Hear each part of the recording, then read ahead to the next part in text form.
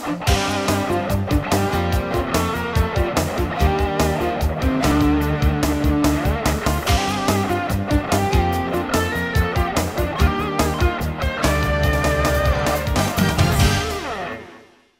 back to End Zone Online from theindependent.com. I'm George Ayub with my buddy Bobby Mills, the 1,000-yard guy. We're in the press box at Grand Island Northwest High School, where Friday night we will be bringing you the Grand Island Northwest Gering High football game. It starts at 6 o'clock. Join us on theindependent.com. We're here on End Zone Online to talk about last week's games and some upcoming big matchups this Friday night. Last week, the four city high schools, Grand Island loses 27-17 to Norfolk, loses their quarterback, Stephen Cahoy, out probably indefinitely. I'm not sure. Haven't heard what the status, but he took a really hard hit right toward the end of the game.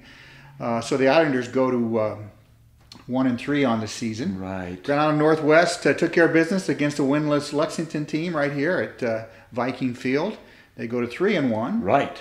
And Central Catholic stays undefeated. Right. Big 37-0 win at Milford. Right, behind Riley Shoemaker again. Right. He had a bunch of yards passing and rushing. Right. Milford is usually a physical team. I know they're big, but that's a pretty good win for Central Catholic. Very good win. On the road, too. Yep. And Heartland Lutheran took one right on the chin. Kapow, 62-6. Brutal schedule. Yeah, they have a tough schedule, and it doesn't get any easier this week with Giltner, who we all know can play some football. They can play. So, highlights from the week, Bobby. Who are some of the stars? Well, as far as the stars that weren't the athlete of the week, I got to mention Zach Rouzet. This kid's a leading passer in the state right now, regardless of class. 1,149 yards. He'll be throwing it right out on his field behind us on Friday night. Right, and he can throw the ball, and I think he's about a couple of hundred yards ahead of the kid from Papio, DeToro. So he's having a great year. Season. So he's got to be one you recognize. Also, Jordan Slough from Donovan Trumbull, who didn't play last year, had some problems with some transfer things. But, I mean, he had, 319 yards and 5 touchdowns. His touchdown runs all long distance, 251 yards and just touchdown runs alone. But he didn't come out of nowhere. He had 740 yards as a freshman, and this kid's a good runner. And then our friend Eli Van Meter, 261 yards and 18 carries, only has 787 after 3 games. So he will receive a pretty big test when they play Adams Central this week. So this will be a true test. One of the big games. And so he will get tested, and that line will get tested too. Right. With Adams Central, who's always stocked with terrific athletes. Right. So among all your choices, who did you choose for Athlete of the Week? Well, I had to go with Jake Finley of Giltner, the quarterback, the game I attended.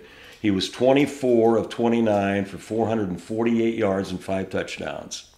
And half of those passes, I have to tell you, and I think a lot of the folks know that Giltner runs a double slot offense where these kids line up outside the end.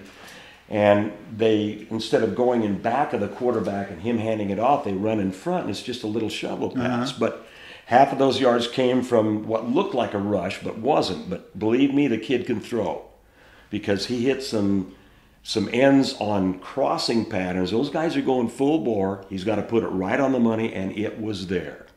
And then he just decided to rush for 3 touchdowns himself. Oh, yeah, why not? So they had a great game. Yeah. That was a sad football game from the fact that Kennesaw lost their top 2 players with injuries. And on an 8-man team, that could decimate you down to someone that can get kicked around. It was sad to see, but that's football. That's football. And Giltner's a lot more diverse than Kennesaw is with their play calling.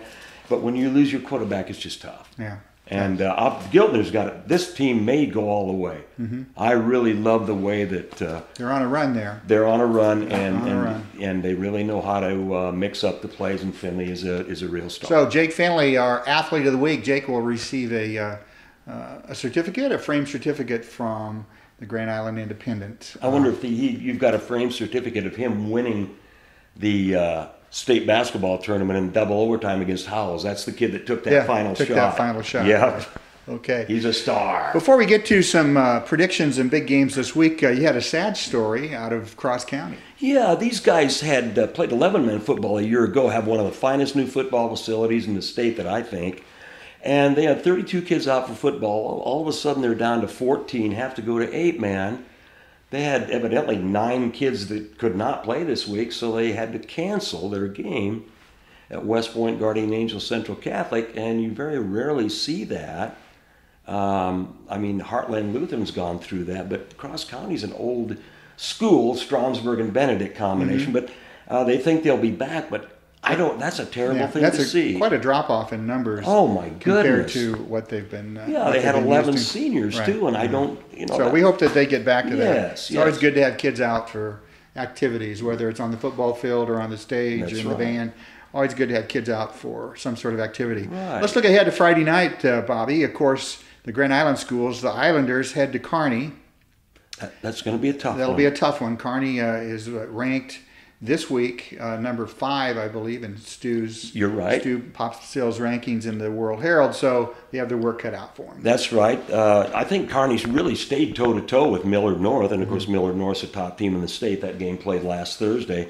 And they're going to have to, the Islanders will have to stop Luke McNitt. You know, he's the great quarterback. And, you know, they have that running back, Caleb Lundgren, and then Jackson Gannon, the big lineman. So it's a rivalry game, which might help Grand Island get pumped up. But is Stephen Cahoy going to be all right? Yeah. That's my question. Of That's course, the we key. hope so. We hope so, he will yeah. be. I'm sure Kearney wants him to be all right. Oh, sure. You know, they want to play. You want to play with against the best. That's right. So So- yeah, we'll see that. So that game's at Kearney at Cope Stadium. Of course, we mentioned the Vikings here at home will be against 3-1 Gehring. Gehring, Gehring's got quite a passer, I understand. Yeah, Dylan DeMott, and he had about 1,500 yards last year. Now, he has 3 yards short of 400 this year. His line is not as protective as last year. They lost a lot of seniors. But this kid can throw. Now, last week he had a tough time against McCook, but the DBs for Northwest will have to be alert because this kid can throw the football. Okay. Central Catholic matches up against 0-3 St. Paul, but that's a rivalry game as well, so It is. anything can happen. That's right. Now, St. Paul's down this year. You and I know that they're 0-3, but anything can happen in that game, and it has, and it can be a very physical football game. So, you know, you want to play it where you don't get anybody hurt. I don't know, but it could be a tough game for Central Catholic. You know, you never know. And of course, as we mentioned earlier, Heartland Lutheran, who is going to take on Giltner, and that'll be a really tough matchup for them. It will, and it's going to be it's a tough road. It is. Because Giltner's a top team in the state, and you know that Jeff Ashby's not going to leave his first string in and run it up, and hopefully the game can go quite a while into the second half where this kids get an opportunity to play. And, you know, reps against the best in the state always helps. Well, that does help, Always helps George. you, so Absolutely. It's a good way to do it. Some other big matchups this week, Scottsbluff and Aurora. That will be a barn burner. There it is. And where is that game being That's played? in Aurora. That'll be a terrific game. The NSAA didn't do Scottsbluff any Are you favors. trying to give them a little plug there? I'm hoping you're not mad at me when I say this, but Scottsbluff went to Hastings last Friday. Now they got to make the Come trip. back to That's Aurora. very rare. Yeah. Is that the game you're going to be at? Yes, I will be there. That's going to be on their new field turf, and that should be a real fine football And that game. pits the number 1 or the number 2 and the number 4 teams That's in right. the state, according to Stu Popsill's Right. top 10s, as I checked before we came out this morning. So Scottsbluff that'll has be- yes. It'll be a terrific matchup. Right, it Terrific should be. matchup. Scottsbluff's fine defense, too. Gibbon and Adams Central. Wow, that's going to be Gibbon's first real test of the year, and I actually think that the kids from Gibbon are believing that they can beat Adams Central. So Mark McLaughlin's done a great job in convincing these kids they can stay on the field with that team. All right, good. Well, those are 2 great matchups. The 4 local high schools, again, will be in action, and we will be back next week talking about everything that happened this week on Endzone Online for theindependent.com. I'm George Ayub with Bobby Mills. Thanks for joining us.